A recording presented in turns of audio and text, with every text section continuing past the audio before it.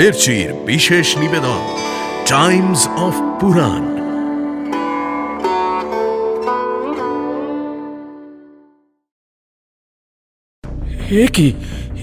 কি হলো বিদুর? এখন তো বৃষ্টি নেই, তাহলেও কিসের আওয়াজ বিদুর? পুনরায় পাশা খেলবো আমরা, কিন্তু এবারের পণটা পূর্বের চেয়ে স্বতন্ত্র। তোর অনুচর সহ তোকে আমি 70 জমালয়ে পাঠাবো, দেখে নিস। যথার্থ বলেছ অনুজ। এই যে ভীমের মতো এমন ধূপ ধূপ পায়ে ওরা অনির্দিষ্টের পথেই চলল। আরে মূর্খ শকুনি, প্রস্তুত থাক। যেগুলোকে গুটি মনে করে পাশা খেলছিস তুই, সেগুলোই প্রকৃতপক্ষে তোর মরণ বাণ।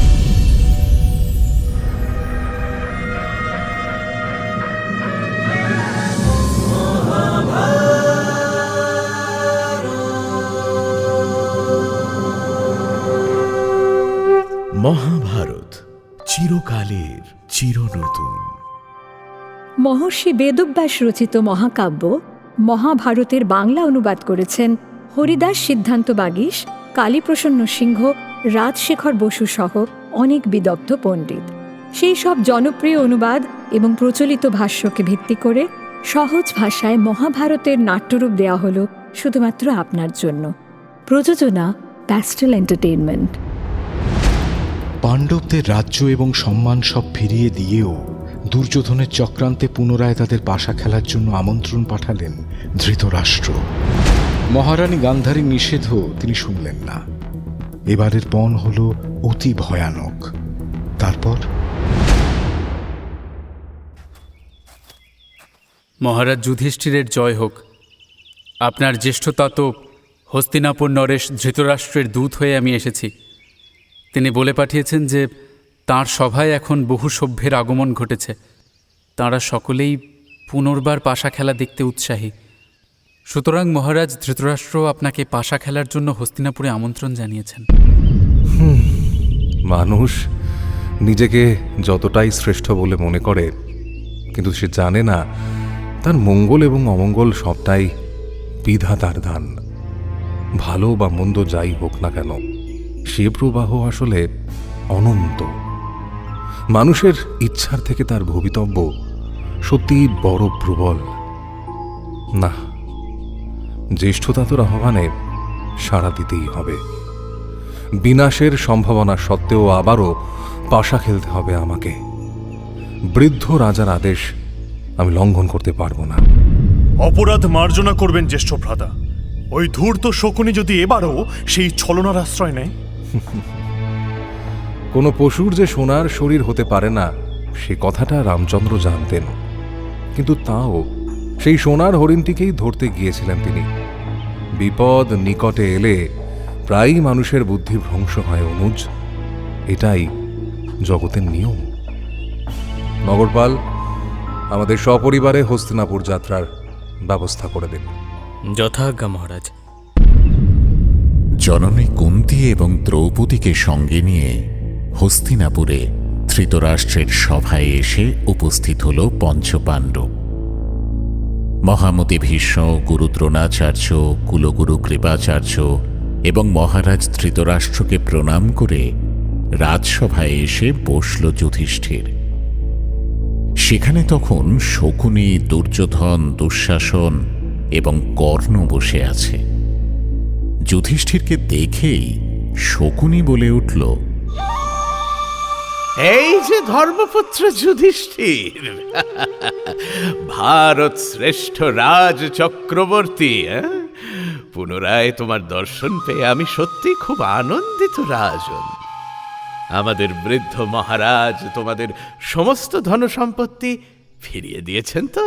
হ্যাঁ হ্যাঁ হ্যাঁ, তিনি অত্যন্ত প্রশংসনীয় কাজই করেছেন রাজন। আমরা সকলেই অত্যন্ত উৎফুল্ল। এই উৎফুল্ল চিত্তেই পুনরায় পাশা খেলবো আমরা, কিন্তু এবারের পণটা পূর্বের চেয়ে স্বতন্ত্র। বলতে পারো এবার এক মহামূল্যবান পণ রয়েছে। কি পণ ধার্য করেছেন তা আপনার মুখ থেকে শুনতে চাই সুবল নন্দন। পাশা খেলায় যদি আমরা পরাজিত হই, তাহলে মৃগচর্ম পরিধান করে দ্বাদশ বর্ষের জন্য আমরা বনবাসে এবং 1 বছর অজ্ঞাতবাসে যাব। অজ্ঞাতবাসকালে আমরা যদি আত্মীয়দের গোচরে আসি, তাহলে পরবর্তী দ্বাদশ বর্ষ বনবাসে অতিবাহিত করব। আর যদি তোমরা পরাজিত হও, তাহলে তোমাদের পক্ষেও কিন্তু সেই একই নিয়ম। 13 বৎসর অতিক্রান্ত হলে পুনরায় রাজপাটে অধিষ্ঠিত হওয়া যাবে। বলো যুধিষ্ঠির, এই পণে তুমি সম্মতি দিচ্ছ? এ কি ভয়ানক শর্ত! হায় হায়, পাণ্ডবদের শুভার্থীরা মহারাজ যুধিষ্ঠিরকে সাবধান কেন করছেন না? পাণ্ডবরাও নিজেদের ভাগ্য বিপর্যয়ের কথা বুঝতে পারছেন না। এই পঞ্জে তাদের কতটা ক্ষতি করবে তা কি তারা জানেন না? আমাদের কুরুবংশের বিনাশের কারণটা এবার স্পষ্ট বুঝতে পারছি। সুবল নন্দন শকুনি, আমি পূর্বেই বলেছিলাম যে যুদ্ধে এবং পাশা খেলায় আহ্বান করলে আমি না করতে পারবো না।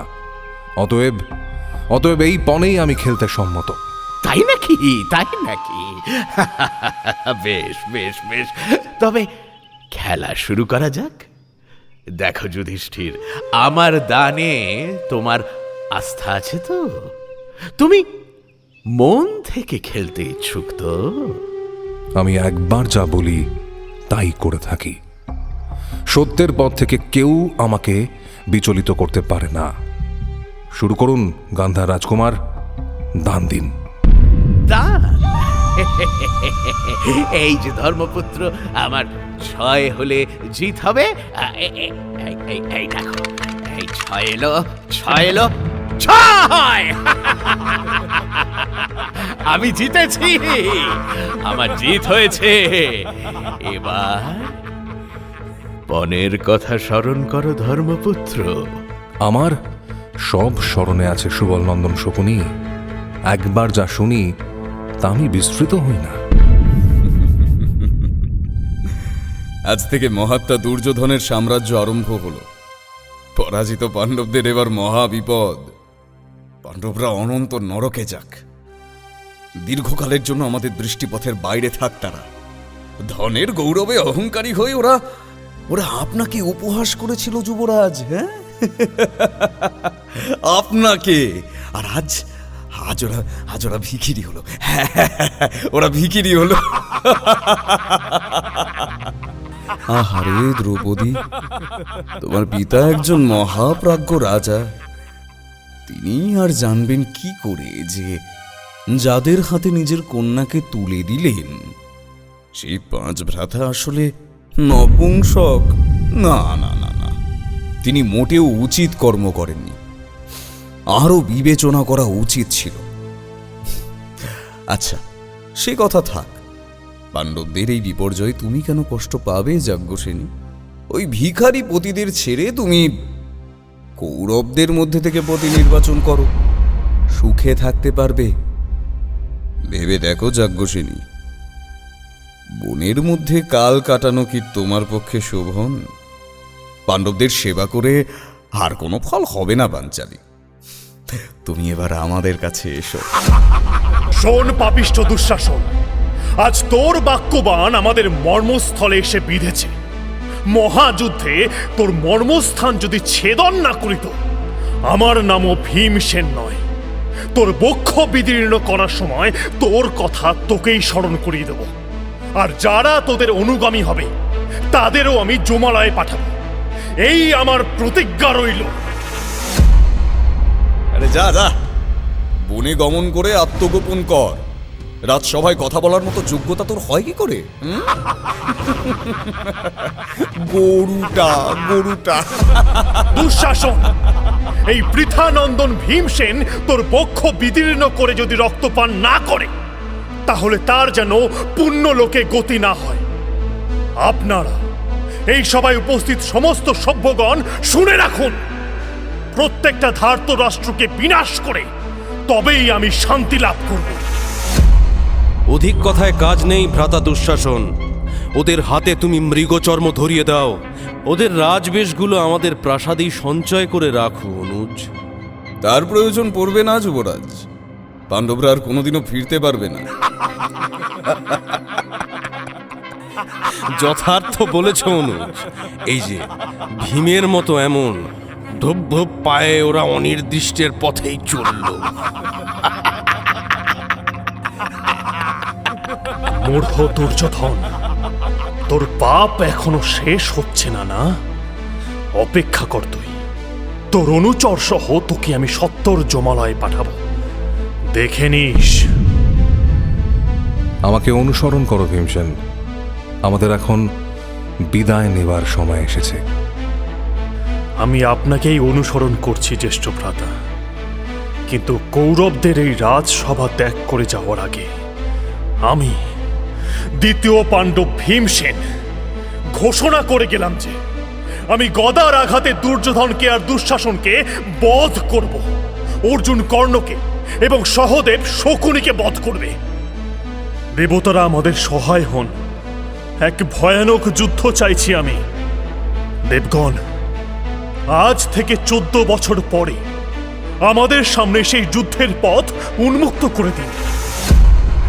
এই সভার সকল সভাসদ অর্জুনের প্রতিজ্ঞাও শুনে রাখুন। সকল সময়ে পাণ্ডবদের অনিষ্ট চায় যে কর্ণ, সেই কর্ণকে আর তার পরিজনদের আমি নিজে হাতে জমালয়ে পাঠাবো। আমার মধ্যম ভ্রাতার তেমনই আদেশ। এই আদেশ আমি মাথা পেতে নিলাম। আজ থেকে 14 বছর পরে দুর্যোধন যদি আমাদের রাজ্য ফিরিয়ে না দেয়, তাহলে আমাদের বিরুদ্ধে যারা অস্ত্র ধরবে তাদের সকলকেই আমি সমূলে বিনাশ করব। এই প্রতিজ্ঞা ব্যর্থ হলে হিমালয় তার আপন স্থান থেকে বিচ্যুত হবে। আরে মূর্খ শকুনি, প্রস্তুত থাক। যেগুলোকে গুটি মনে করে পাশা খেলছিস তুই, সেগুলোই প্রকৃতপক্ষে তোর মরণ বাণ। তোর বাণে আমি তোকে মেরেই পৃথিবীকে পাপ মুক্ত করব। আমার জ্যেষ্ঠ ভ্রাতার তেমনই আদেশ। তুই ধৈর্য ধর শকুনি, এই সহদেব সেই আদেশই পালন করবে। রাজসভায় পাঞ্চালীর অপমান করেছিল যে ধার্তরাষ্ট্ররা, তারা এই নকুলের বাণে পরলোকে গমন করবে, এ আমি নিশ্চিত করে বলছি। ধর্মরাজের আদেশে দ্রৌপদীর দেখানো পথে হেঁটে এই পৃথিবী থেকে ধৃতরাষ্ট্রের সন্তানদের বিনষ্ট করব আমি। সভার মাঝখানে স্থির হয়ে দাঁড়িয়ে বাকি 4 ভ্রাতার কথা শুনল যুধিষ্ঠির।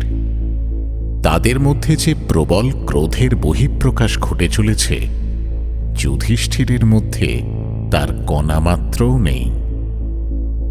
ভীম, অর্জুন, নকুল এবং সহদেব সহ সকল ধার্তরাষ্ট্রগণ ক্ষণিকের জন্য নিশ্চুপ হলে যুধিষ্ঠির এবার মহারাজ ধৃতরাষ্ট্রের সামনে এসে দাঁড়াল। বিনীত কণ্ঠে সে বলল, সমস্ত ভরতবংশীয়গণকে প্রণাম জানাচ্ছে যুধিষ্ঠির। পিতামহ ভীষ্ম, মহারাজ বাল্মীক, মহারাজ সোমদত্ত, গুরু দ্রোণ, কুলগুরু কৃপ, মহামান্য ধৃতরাষ্ট্র, ধর্মাত্মা বিদুর, ধার্তরাষ্ট্রগণ, অশ্বত্থামা, যুযুৎসু, সঞ্জয় এবং অন্যান্য সভ্যদের কাছ থেকে আমি বনে গমনের অনুমতি প্রার্থনা করছি। 14 বছর পর ফিরে এসে পুনরায় আপনাদের দর্শন করব। আজ তবে বিদায় দিন। এই সভার সভ্যগণ আজ বড়ই লজ্জিত পুত্র। তাঁরা লজ্জিত হয়ে বিষণ্ণ বদনে মাথা নত করে বসে আছেন। কেউ আর স্পষ্ট করে তোমাদের বিদায় দিতে পারবেন না যুধিষ্ঠির। তাঁরা সেই অবস্থাতেই নেই। তবে আমার একটি কথা শোনো পুত্র, তোমরা 5 পাণ্ডব পাঞ্চালীকে নিয়ে বনে গমন করো যুধিষ্ঠির, কিন্তু তোমাদের বৃদ্ধা জননীকে সঙ্গে নিয়ে যেও না। তিনি রাজেন্দ্রাণী, এত কষ্ট সহ্য করতে পারবেন না তিনি। ক্ষমা করবেন, আমাদের জননীকে এই হস্তিনাপুর রাজগৃহে শত্রুদের কাছে রেখে যেতে পারবো না। না অর্জুন, না। মাননীয়া কুন্তি দেবী এই রাজগৃহে থাকবেন না, তিনি আমার গৃহে থাকবেন। আমি তাকে অতি যত্নে এবং সাবধানে রাখব, এ আমি কথা দিচ্ছি। সেখানে তিনি সম্মানের সঙ্গে বাস করবেন। জননীর জন্য তোমরা দুশ্চিন্তা করো না অর্জুন, আমি তো আছি। যথা আজ্ঞা ধর্মাত্মা বিদুর। আপনি আমাদের পরম গুরু। এই কঠিন সময়ে আমরা কিভাবে জীবন ধারণ করব সে বিষয়ে আপনার কাছ থেকে উপদেশ প্রার্থনা করছি। এখন আমাদের কি কর্তব্য দয়া করে সে কথা বলে দিন ধর্মাত্মা। ধর্মপুত্র, একটা কথা জেনে রেখো, অধর্মের হাতে পরাজিত কোনো ব্যক্তিকে দুঃখ করতে নেই, কারণ তাকে পরাজয় বলে না পুত্র। তুমি ধর্ম জানো, অর্জুন যুদ্ধ জানে, ভীম শত্রুহন্তা, নকুল ধন সঞ্চয়ী, সহদেব সমস্ত কর্মের নিপুণ পরিচালক, ঋষি ধৌম্য হলেন শ্রেষ্ঠ বেদজ্ঞ, এবং দ্রৌপদী তিনি তো ধর্ম ও অর্থে সমান নিপুণ। তোমাদের পরস্পরের মধ্যে কোনো ভেদ নেই, সুতরাং এই জগতে তোমাদের কোনো শত্রু থাকতে পারে না। ইন্দ্রের মতো অতি তেজস্বী শত্রুও তোমার এই ক্ষমাশীলতার কাছে পরাভূত হবেন। হে ধর্মাত্মা, প্রতিটি অবস্থাতেই মানুষের কিছু না কিছু শিক্ষণীয় থাকে, কিন্তু এই অবস্থা থেকে আমরা কি শিক্ষা নেব দয়া করে আমাদের বলে দিন। ইন্দ্রের মতো জয়, যমের মতো ক্রোধ সংবরণ, বরুণের মতো সংযম এবং কুবেরের মতো দান, সর্বাগ্রে এগুলি শেখা আবশ্যক। পৃথিবীর কাছ থেকে ক্ষমা শেখো যুধিষ্ঠির, চন্দ্রের কাছ থেকে তার আহ্লাদের অংশটি গ্রহণ করো, সূর্যের তেজ এবং জলের জীবনী শক্তি তোমার মধ্যে প্রবেশ করুক। আর আরেকটি কথা বলি পুত্র, শত বিপদের মুখেও বিবেচনা না করে কোনো কাজ করো না পুত্র, কোনো কাজ করো না। তোমাদের মঙ্গল হোক পুত্র, সুস্থ শরীরে তোমরা ফিরে এসো। ভীষ্ম, দ্রোণ প্রমুখ গুরুজনকে প্রণাম করে যাত্রার উদ্যোগ নিল যুধিষ্ঠির। মাতৃস্থানীয় নারীদের কাছে কাঁদতে কাঁদতে বিদায় গ্রহণ করতে গেল যাজ্ঞসেনী। হস্তিনানগরীর রাজ অন্তঃপুরে গিয়ে গান্ধারীকে প্রণাম করল সে। আমাকে বিদায় দিন জ্যেষ্ঠ মাতা, আপনার চরণ দর্শন থেকে এখন বহুকাল আমরা বঞ্চিত হব। ভয়ঙ্কর রাহু এসে নিষ্কলঙ্ক পাণ্ডবদের ঘিরে ধরেছে। এই দুঃখ মাথায় নিয়েই রাজগৃহ ত্যাগ করে যাচ্ছি আমি। রাহু কখনো ধর্মকে গ্রাস করতে পারে না পাঞ্চালী। ধর্মের গতি অতি সূক্ষ্ম। যাকে অধর্মের জয় বলে মনে হচ্ছে, প্রকৃতপক্ষে তা হল সহ্য গুণের পরীক্ষা। সহ্য এবং শক্তি, এই দুটিই আসলে ধর্মের ভিত।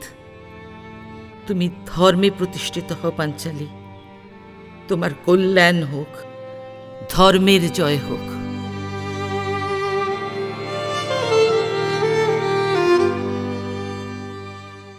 গান্ধারীর কাছ থেকে বিদায় নিয়ে দ্রৌপদী এবার জননী কুন্তিকে প্রণাম করতে গেল। প্রাণের চেয়েও প্রিয় কৃষ্ণাকে বিদায় দিতে গিয়ে কান্নায় আকুল হয়ে ভেঙে পড়ল কুন্তি।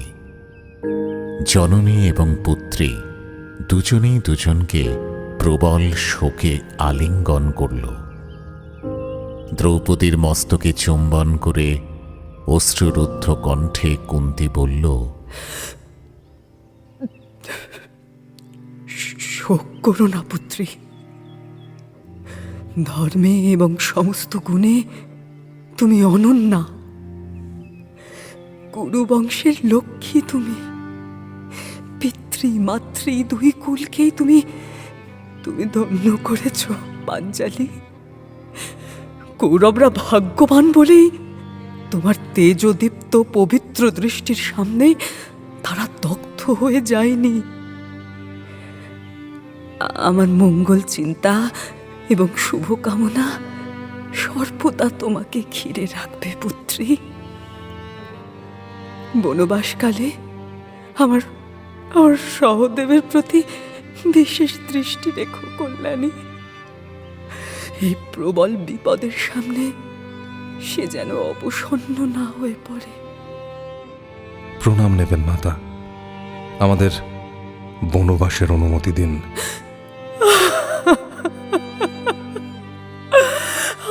ঈশ্বর, ঈশ্বর, এ কি ঘটল? এমন এমন নিষ্কলঙ্ক ধর্মাত্মা উদার চেতা পঞ্চ পাণ্ডবের আজ কি বিপদ! কার অভিসম্পাতে এ ঘটনা ঘটল প্রভু? না, এ আমারই ভাগ্যের দোষ। তোমাদের মতো এমন অকলঙ্ক সন্তানরা আজ আমার দোষে এত দুঃখ পাচ্ছ পুত্র। এমন দিন আসবে জানলে আমি তোমাদের নিয়ে কখনো হস্তিনাপুরে ফিরতাম না। হায় মহারাজা পাণ্ডু, হায় হায় ভগিনী মাতৃ, এই দিনটা তোমাদের দেখতে হলো না। আমি অতি অভাগিনী বলেই এ দৃশ্য দেখার জন্য আজও বেঁচে রয়েছি। 13 বছরের এই কঠিন জীবনযাত্রায় তোমরা উত্তীর্ণ হবে কি করে? কৃষ্ণ, মধুসূদন, তুমি কোথায় আছো তুমি? আমাদের এই কঠিন শোক থেকে উদ্ধার করছো না কেন?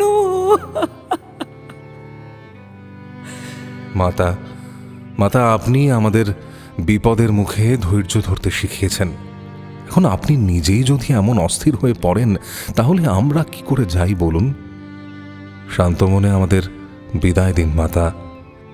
আপনার আশীর্বাদ থাকলে আমাদের কোনো বিপদ হবে না। পুত্র, ন্যায়বান, নীতিবান, ভীষ্ম, দ্রোণ, কৃপ যেখানে রয়েছেন, সেখানে এমন সংকট কি করে দেখা দিল পুত্র? কি করে? দৈবের কথা কি কেউ বলতে পারে মাতা? দৈব যে সত্যি ভীষণ প্রবল, কিন্তু দৈব কখন কি ঘটায় তার স্পষ্ট উত্তর কারো জানা নেই। সহদেব, না সহদেব, তুমি যেও না পুত্র। তোমার বাকি 4 ভ্রাতা মনে গিয়ে সত্য পালন করুক। তুমি আমার কাছে থেকে আমাকে পরিত্রাণ করো পুত্র, তাহলেও তোমার ধর্ম লাভ হবে। আমি বলছি পুত্র, আমি বলছি, তোমার কোনো ভয় নেই। তুমি আমার সঙ্গে থাকো পুত্র। বধূ রানী, শান্ত মনে ওদের বিদায় দিন। জন্মসূত্রে ওরা সকলেই আপনার তেজ, ধর্ম, পবিত্রতা এবং সত্যের বর্ম পরিধান করে আছে। কোনো অধর্মই ওদের বিনাশ করতে পারবে না। আপনার আশীর্বাদই ওদের একমাত্র পাথেয়। আসুন বধূরানী, ভেতরে আসুন। দয়া করে নিজেকে শান্ত করুন। আপনি আসুন। হস্তিনাপুরের রাজগৃহ কিন্তু সুখ নেই। দুর্যোধন সহ রাজপুত্রেরা যতই পাণ্ডবদের সঙ্গে সঠতা করুক না কেন, তাদের অন্তঃপুরে কিন্তু হাহাকার শুরু হয়ে গেছে। বিশেষ করে আত্মীয়দের মুখে যখন দ্রৌপদীর লাঞ্ছনার কথা সেখানে গিয়ে পৌঁছেছে, তখন রাজবধূরা একযোগে সেই ঘটনার নিন্দা করতে শুরু করেছে। তাদের বংশের এবং স্বামী সন্তানদের ভবিষ্যৎ নিয়ে তাদের কপালে দুশ্চিন্তার ভাঁজ দেখা দিয়েছে। দ্রৌপদী সহ পাণ্ডবদের বনবাসের সংবাদে তারা 4 পর নাই আকুল হয়ে পড়েছে। এদিকে মহারাজ ধৃতরাষ্ট্রের মনেও দেখা দিয়েছে আশঙ্কা। পাণ্ডবরা পথে নামার পরেই সত্বর বিদুরকে ডেকে পাঠিয়েছে সে। প্রণাম মহারাজ, আমাকে ডেকেছেন? আদেশ করুন রাজন। বিদুর, ধর্মপুত্র যুধিষ্ঠির, পুরোহিত ধৌম, অন্য 4 পাণ্ডব এবং যশস্বিনী দ্রৌপদী ঠিক কিভাবে যাচ্ছে? আমাকে তাদের সমস্ত ভঙ্গির কথা সবিস্তারে শোনাও। মহারাজ, ধর্মপুত্র যুধিষ্ঠির নিজের বস্ত্র দিয়ে মুখটা ঢেকে নিয়ে চলেছে। ভীমসেন তার বাহুযুগল সম্মুখে বিস্তৃত করে রেখেছে। অর্জুন বালুকারাশি নিক্ষেপ করতে করতে ধর্মপুত্রকে অনুসরণ করছে। সহদেব তার দুটি হাত দিয়ে নিজের মুখখানি আড়াল করে রেখেছে এবং জগতের মধ্যে সবচেয়ে সুন্দর যে পুরুষ, সেই নকুল পথের ধুলোয় ধূসরিত হয়ে ভ্রাতাদের অনুগমন করছে মহারাজ। আর দ্রৌপদী? মহারাজ, অপূর্ব সুন্দরী পদ্মপলাশ নয়না কৃষ্ণা আপন কেশপাশে নিজের মুখখানি ঢেকে নিয়ে কাঁদতে কাঁদতে পদ দিয়ে হাঁটছে মহারাজ। বিদুর, পাণ্ডবদের পুরোহিত ধৌম কি করছেন? ঋষি শ্রেষ্ঠ ধৌম্য হস্তে কুশ ধারণ করে ভয়ঙ্কর সামবেদীয় মন্ত্র উচ্চারণ করতে করতে পাণ্ডবদের সঙ্গে হেঁটে চলেছেন মহারাজ। বিদুর, পাণ্ডবরা যেসব শারীরিক ভঙ্গি করে পথ চলছে, সেসব ভঙ্গির অর্থ কি তুমি কি জানো? আমি সেসব শুনতে চাই বিদুর। ওরা কেন এমন করে চলছে সে কথা আমাকে এখনই বলো বিদুর। মহারাজ, আপনার পুত্রেরা যতই প্রতারণা করে তাদের সর্বস্ব হরণ করে নিক না কেন, রাজা যুধিষ্ঠির কিন্তু সর্বদাই ক্ষমাশীল। সে কখনো আপনার পুত্রদের কোনো অপরাধ দেখে না। সুতরাং দৈবাৎ তার নয়ন থেকে ক্রোধের তেজ যদি বেরিয়ে আসে, তাহলে সেই তেজের সামনে ওরা দগ্ধ হয়ে যাবে মহারাজ। সেই কারণেই যুধিষ্ঠির নিজের চোখ দুটি আবৃত করে রেখেছে। ভীম কিন্তু নিজের তেজ এবং আস্ফালন দেখাতে দেখাতে চলেছে মহারাজ। বাহু বলে তার তুল্য কোনো যোদ্ধা আর পৃথিবীতে নেই। তাই সে বাহুবলের দ্বারা শত্রুপক্ষকে জয় করার ইঙ্গিত দিতে দিতে চলেছে মহারাজ। অর্জুনের বালুকণাগুলি অজস্র এবং পরস্পর অসংলগ্ন। এর দ্বারা সে বোঝাতে চাইছে যে শত্রুদের প্রতি ওই রকম অজস্র এবং চারদিক থেকে নিরন্তর বাণ বর্ষণ করবে সে। সহদেব অবশ্য লজ্জায় নিজের মুখ ঢেকেছে। নকুল অন্য স্ত্রীলোকদের চোখে নিজের কন্দর্পকান্তি লুকোনোর জন্য নিজেকে ধুলায় মলিন করেছে মহারাজ। আর দ্রৌপদীর ভঙ্গির কি অর্থ বিদুর? এলোকেশী, এক বস্ত্রা, রজস্বলা, রক্তাক্ত বসনা দ্রৌপদী ভাবছে যে আজ যারা তার এই অবস্থা করল, আজ থেকে 14 বছর পরে তাদের রজস্বলা পত্নীরাও পতি, পুত্র, প্রিয়জনদের মৃত্যুর পরে এমন রক্তাক্ত ও এলোকেশী হয়ে তর্পণ শেষে হস্তিনাপুরে প্রবেশ করবে মহারাজ। ধৌম পুরোহিত কি আমাদের অভিসম্পাদ দিচ্ছেন বিদুর? মহারাজ, ধৌম্য পুরোহিত তাঁর হাতের কুশগুলি নৈঋত কোণ অভিমুখে রেখে সামবেদীয় মন্ত্র পাঠ করছেন।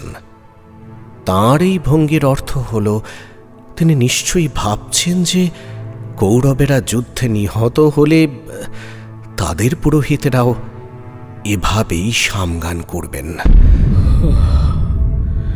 সবই অদৃষ্ট। আচ্ছা বিদুর, পাণ্ডবদের দেখে নগরবাসীরা কি করছে? নগরবাসীরাও শোকে আকুল হয়ে রয়েছে মহারাজ।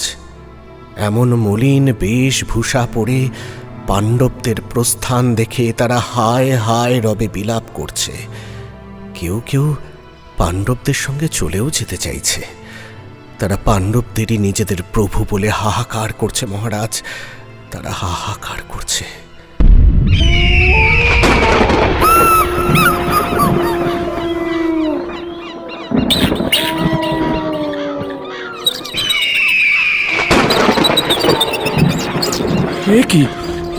কি হলো বিদুর? এখন তো বৃষ্টি নেই, তাহলে কিসের আওয়াজ বিদুর? বজ্রপাত হলো কেন? আর ওই শ্রীগালের পালি বা এখানে এলো কি করে? এসব কিসের লক্ষণ বিদুর? কিসের লক্ষণ বিদুর? পতনের লক্ষণ মহারাজ, দুর্যোগের লক্ষণ। দুর্যোধন আর শকুনিকে যে পাপ করার অধিকার আপনি দিয়েছেন, সেই পাপই এবার কুরুবংশের সর্বনাশ ডেকে আনছে মহারাজ। তার দায় আপনি এড়াতে পারবেন না, পারবেন না। পাণ্ডবরা এই সভা ছেড়ে প্রস্থান করার পর থেকেই হস্তিনাপুর জুড়ে ভয়ঙ্কর সব দুর্লক্ষণ দেখা দিচ্ছে। কোথাও বিদ্যুৎ, কোথাও ভূমিকম্প, কোথাও বজ্রপাত, কোথাও বা বিনা মেঘে সূর্যের আলো কমে আসছে। সেই সঙ্গে মাংসভোজী প্রাণীরা দেব, বৃক্ষ, অট্টালিকা, দেবালয়গুলিতে উচ্ছিষ্ট মাংস ফেলে সেগুলি অপবিত্র করে তুলছে মহারাজ, অপবিত্র করে তুলছে। বিদুরের কথা শুনে ধৃতরাষ্ট্র এবার হতোদ্যম হয়ে বসে রইল। তার মুখে কোনো কথা নেই। পাশা খেলার সময় যুধিষ্ঠির পণ হেরে যাওয়ার পরে ধৃতরাষ্ট্রের চোখে মুখে যে নীরব উল্লাস দেখা দিয়েছিল, এখন তা সম্পূর্ণ অস্তমিত। রাজ্যের দুর্লক্ষণের সংবাদ নিজের কানে শুনেও সে যেন মেনে নিতে পারছে না, আবার অবিশ্বাস করতেও পারছে না। সে এখান থেকে পরিত্রাণের উপায় তার জানা থাকলেও তা কখনো সম্ভব নয়। দুর্যোধনের বৃদ্ধ পিতা কিছুতেই যে তার পুত্রের বিরুদ্ধে যেতে পারবে না। বিদুরের বলা কথাগুলোই মনে মনে ভাবছিল সে। এমন সময় সেই রাজভবনে সভা মধ্যে আকস্মিকভাবে এসে দাঁড়ালেন দেবর্ষি নারদ। তার সঙ্গে অন্য মহর্ষিরাও রয়েছেন। নারায়ণ নারায়ণ। হ্যাঁ হ্যাঁ, দেবর্ষি নারদ, আমার প্রণাম গ্রহণ করুন দেবর্ষি। হস্তিনা নগরীতে আপনাকে স্বাগত জানাই। অনুগ্রহ করে আসন গ্রহণ করুন দেবর্ষি। আমি এখানে বিশ্রাম নিতে আসিনি মহারাজ, আমি আপনাকে একটি বার্তা শোনাতে এসেছি। কি বার্তা দেবর্ষি? মহারাজ ধৃতরাষ্ট্র দুর্যোধনের অপরাধে এবং ভীম ও অর্জুনের শক্তিতে আজ থেকে ঠিক 14 বছর পরে কৌরবগণ বিনষ্ট হবে। দেবর্ষি, দেবর্ষি, আমাদের পরিত্রাণের পথ। দেবর্ষি, দেবর্ষি অন্তরিত হলেন। আমার অন্তিম ভরসা। না। দেবর্ষি নারদ অন্তর্ধান করার পরে এই গুরুতর সংকটের কথা শকুনি এবং দুর্যোধনকেও শোনাল ধৃতরাষ্ট্র। সেখানে কর্ণও উপস্থিত ছিল। সকলে মিলে পরামর্শ করে গুরু দ্রোণাচার্যের হাতে হস্তিনাপুর রাজ্য তুলে দেওয়ার সিদ্ধান্ত নিল তারা। দ্রোণ কৌরব পাণ্ডব উভয়েরই শুভাকাঙ্ক্ষী। সুতরাং গুরু দ্রোণ সম্মুখে থাকলে কুরুবংশের মহাভয় নিবারণ হতে পারে। কৌরবরা দ্রোণাচার্যকেই তাদের নেতারূপে চাইছে, এই সংবাদ শুনে ভরতবংশীয়দের সভায় এসে গুরু দ্রোণ বললেন, শোনো দুর্যোধন, ব্রাহ্মণেরা বলেন যে দেবপুত্র পাণ্ডবদের কেউ হত্যা করতে পারবে না। সুতরাং তাদের সঙ্গে শত্রুতা করে সুখী হওয়া যাবে না। অপরদিকে তোমরাও অন্য রাজাদের সঙ্গে মিলিত হয়ে আমার শরণে এসেছ। আমি শরণাগতকে বিমুখ করি না। আমার শক্তি এবং সাধ্য অনুসারে আমি কৌরবদের সঙ্গেই থাকব, এই প্রতিজ্ঞা করলাম। আমার ভাগ্য বা দৈব আমার জন্য জয় পরাজয় যাই লিখে রাখুক, আমি তা মাথা পেতে নেব। গুরুদেব, আপনি পরাজয়ের কথা বলছেন কেন? এখন আমাদের সুখের সময়, আনন্দের সময়। পাণ্ডবরা 14 বছরের জন্য বনবাসে গেছে। আমার মিত্র দুর্যোধন এখন সমস্ত পৃথিবী একা ভোগ করতে পারবে। আমাদের তো আর কোনো শত্রু ভয় নেই। এর চেয়ে সুখের আর কি হতে পারে গুরুদেব? শত্রু ভয় নেই, এ তুমি কি বলছো কর্ণ? আজ থেকে 14 বছর পরে কুরু পাণ্ডবে মহাযুদ্ধ হবে। অর্জুনের বিরুদ্ধে আমাকেই অস্ত্র ধারণ করতে হবে। এর চেয়ে ভয়ানক ব্যাপার আর কি বা হতে পারে? দ্রুপদের রাজ্য আক্রমণ করে জয় করেছিলাম আমি। তার প্রতিশোধ নিতে পুত্রেষ্টি যজ্ঞ করেছিল দ্রুপদ। সেই যজ্ঞ থেকে ধনুর্বাণ এবং কবচ ধারণ করে যে পুত্রের আবির্ভাব ঘটেছিল তার নাম ধৃষ্টদ্যুম্ন। সেই মহাবীর ধৃষ্টদ্যুম্নই আমার হত্যাকারী হবে। দ্রৌপদীর ভ্রাতা পাণ্ডবদের পক্ষেই থাকবে। সুতরাং বুঝতে পারছো, আমি নিজেও আমার শত্রুকেই কেমন আমন্ত্রণ করে আনছি। অথচ কর্ণ, তুমি বলছো যে এখন আর কোনো শত্রু ভয় নেই।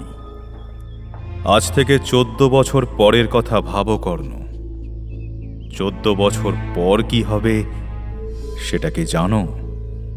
বিদুর, বিদুর, বিদুর কোথায়? আজ্ঞা করুন মহারাজ। বিদুর, বিদুর, দ্রোণাচার্য যা বলেছেন সব সত্যি। তুমি এখনই গিয়ে পাণ্ডবদের ফিরিয়ে আনো ভ্রাতা। ওদের ফিরিয়ে আনো, ফিরিয়ে আনো। মহারাজ, এ কি বলছেন? আপনার যুবরাজ এখন সারা পৃথিবীর অধীশ্বর হবেন। দুর্যোধনের সেই সুখ আপনি দেখতে চান না রাজন? ক্ষত্রিয়ের ধর্মই হলো যুদ্ধ করা। আজ অবধি কোন ক্ষত্রিয় যুদ্ধ না করে রাজ্যভোগ করতে পেরেছে মহারাজ? আর সেই ভোগে কোনো গৌরব তো নেই। দুর্যোধনের মতো শক্তি আর কোন রাজার আছে? তার সঙ্গে ছায়ার মতো আমি সব সময় আছি মহারাজ। আপন পুত্রের ক্ষমতার প্রতি আপনার বিন্দুমাত্র আস্থা নেই রাজন? পাণ্ডবরা যুদ্ধ ঘোষণা করলে আমরাও কি নীরবে মৃত্যুবরণ করব?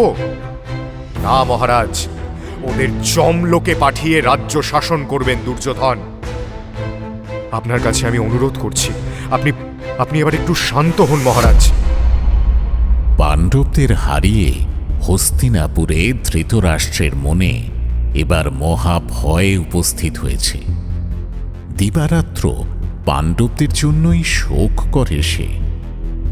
দুর্যোধন এবং কর্ণ কারো চেষ্টাতেই ধৃতরাষ্ট্র কোনো ক্রমেই নিঃসঙ্গ হতে পারে না। এদিকে হস্তিনাপুর থেকে প্রস্থান করে পাণ্ডবরা ক্রমশ উত্তর দিকে চলল। যুধিষ্ঠিরের সকাতর নিষেধ সত্ত্বেও ব্রাহ্মণ এবং ঋষিদের এক বিরাট দল তাদের সঙ্গেই গমন করতে লাগল। বনবাসের প্রথম রাত্রে গঙ্গা তীরে প্রমাণ নামে এক বিরাট বটবৃক্ষের নিচে এসে বসল যুধিষ্ঠির। তাকে ঘিরে ব্রাহ্মণরা উপবেশন করলেন। সে স্থানে গঙ্গার জল ব্যতীত আর অন্য কিছুই নেই। ক্ষুধা নিবারণ করতে উদরপূর্তি করে জল পান করল পাণ্ডবরা। কিন্তু সঙ্গী সাধু মহাত্মাদের যথোচিত সেবা করতে না পেরে যুধিষ্ঠির অত্যন্ত মনক্ষুণ্ণ হয়ে পড়ল। হে মহাত্মাগণ, এখানে তো ফল ফলাদির একান্ত অভাব। তার উপর আমরা একেবারেই নিরাশ্রয় এবং নিঃস্ব। এই অবস্থায় ব্রাহ্মণ ভোজন এবং সাধু সেবা করার মতো সঙ্গতিও আমাদের নেই। কিভাবেই বা আপনাদের প্রতিপালন করব আমি জানি না। অনুগ্রহ করে আপনারা আপন আপন গৃহে ফিরে যান। আমি আপনাদের কাছে হাত জোর করে অনুরোধ করছি। মহারাজ যুধিষ্ঠির, আপনি আমাদের নিয়ে বিচলিত হবেন না। আমাদের অসন বসন, আহার বিহার কোনোটাই আপনার ওপর নির্ভর করবে না মহারাজ। বনের মধ্যে যেখানে যেমন ফল ফলাদি বা অন্য কোনো ভোজ্য বস্তু মিলবে আমরা তাই দিয়েই ভোজন সমাধা করব। আমাদের নিজেদের ভোজন আমরা নিজেরাই অন্বেষণ করে নেব মহারাজ। আপনাকে ক্লেশ দিতে চাই না। ধিক আমাকে! ধৃতরাষ্ট্রপুত্রদেরও ধিক্কার জানাই। ব্রাহ্মণরা নিজেরা নিজেদের অন্নের সন্ধান করবেন, অথচ আমরা পঞ্চভ্রাতা মিলে তাদের কোনো সেবা করতে পারছি না। এমন দিনও চোখে দেখতে হলো। অদৃষ্ট সত্যি কি নিষ্ঠুর। মহারাজ, আপনি বিচলিত হবেন না। এমন পরিতাপ আপনার পক্ষে শোভা পায় না মহারাজ। আমি ঋষি সৌনক, আমি আপনাকে নিশ্চিন্ত করছি যে আপনার মঙ্গল চিন্তা, শাস্ত্র কথন এবং মানসিক সাহচর্য দান ছাড়া আমাদের অন্য কোনো উদ্দেশ্য নেই। এই সুদীর্ঘ বনবাসের সময়টা আপনারা যাতে অবসন্ন আর উদ্যমহীন না হয়ে পড়েন, সেই কারণেই আমরা আপনার ভরসাস্থল হয়ে থাকতে চাই। কিন্তু আপনি যদি সাধু সেবা করতে না পেরে একান্ত মনকষ্টে ভোগেন, তাহলে আপনার সেই দুঃখ দূর করার একটা উপায় বলতে পারি। কিন্তু সেজন্য আপনাকে একটা কঠিন কাজ করতে হবে। আপনি কি তা পারবেন মহারাজ? বলুন বলুন ঋষিবর, আমাকে কি করতে হবে আপনি আপনি বলে দিন। সাধু সেবা এবং ব্রাহ্মণ সেবার জন্য আমি সব করতে পারি, কোনো কর্মই আমার কাছে কঠিন নয়। আপনি আপনি আমাকে আদেশ করুন ঋষিবর। যুধিষ্ঠিরের আগ্রহ দেখে ঋষি সৌনক এক পরমাশ্চর্য উপায়ের কথা তাকে বললেন। তবে সেই উপায়টিতে সিদ্ধ হতে গেলে যুধিষ্ঠিরকে এক সুকঠিন সাধনার পথ পেরোতে হবে। ওদিকে হস্তিনাপুরে আপন সুহৃদ ও সারথী সঞ্জয়ের কাছে শোক প্রকাশ করতে লাগলেন ধৃতরাষ্ট্র। পাণ্ডবদের কেন্দ্র করে সভায় বাদ বিবাদের পরে বিদুরকেই নির্বাসন দিলেন তিনি। তারপর সেই কাহিনী নিয়েই ফিরে আসছি আগামী পর্বে। শুনলেন মহাভারত। মুখ্য ভূমিকায় ব্যাসদেব, সঞ্জয় দত্ত, শকুনি, দীপ, কর্ণ, অগ্নি, গান্ধারী, সুদীপা বসু, যুধিষ্ঠির, সৌম্যাদিত্য মুখার্জি, দুর্যোধন, অনুজয় চট্টোপাধ্যায়, দুঃশাসন, ব্রতদীপ মুখার্জি, ভীম, সুমিত কুণ্ডু, অর্জুন, সায়কামান, বিদুর, সোমক রায়, সহদেব, রামস্বরূপ গাঙ্গুলি, কুন্তি, মধুবন্তী মিত্র, ধৃতরাষ্ট্র, মলয় দেবনাথ, দ্রৌপদী, দেবশ্রী মুখার্জি। নাট্যরূপ মহুয়া ব্যানার্জি, শব্দগ্রহণ ও আবহ সত্যজিৎ সেন, শব্দ পরিকল্পনা ও মিশ্রণ সব্যসাচী মুখার্জি, পরিচালনায় শাওলি মজুমদার, সৃজনশীল পরিচালনা ইন্দ্রাণী চক্রবর্তী, প্রযোজনা প্যাস্টেল এন্টারটেইনমেন্ট। টাইমস অফ পুরাণ আপনার জন্য মির্চি বাংলা ইউটিউব চ্যানেল এবং গানা অ্যাপে।